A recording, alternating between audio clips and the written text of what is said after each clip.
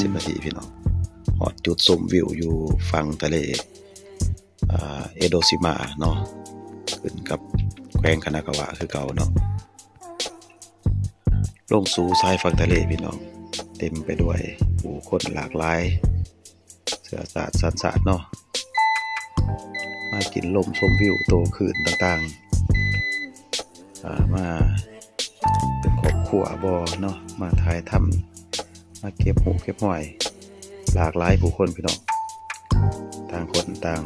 มีความต้องการที่แตกต่างกันแต่คือเป้าหมายเดียวกันก็คือมาพักผ่อนเนาะ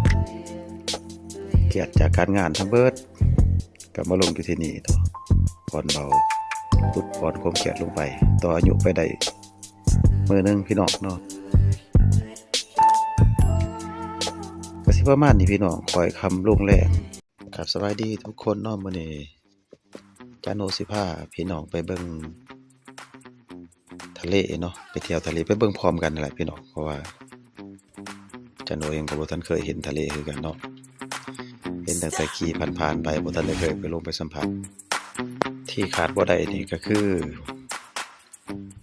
ผู้นำพาเที่ยวนี่แหละเนาะมื้อนี้เฮียตาพร้อมด้วยครอบครัวเพิ่นเนาะพาไปเที่ยวโอ้ถือว่าเป็นบุญเป็นคุณเพิ่นผ่านการเดินทางออกจากเมืองอายาเซก็ประมาณ30นาทีพี่น้องฮอดจุดชมวิวอยู่ฝั่งทะเลเอโดซิมาเนาะขึ้นกับแขวงคานากาวะคือเก่าเนาะลงสู่ชายฝั่งทะเลพี่น้องเต็มไปด้วยผู้คนหลากหลายเสื้อสาดสันสาดเนาะมากินลมชมวิวโตขึ้นต่างๆมาเป็นครอบครัวบ่เนาะมาถ่ายทำมาเก็บหูเก็บหอยหลากหลายผู้คนพี่น้อง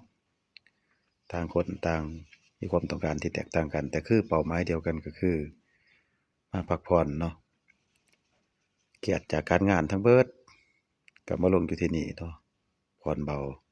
ลดผ่อนความเครียดลงไปต่ออายุไปได้มื้อนึงพี่น้องเนาะก็สิประมาณนี้พี่น้องคอยคำลงแรง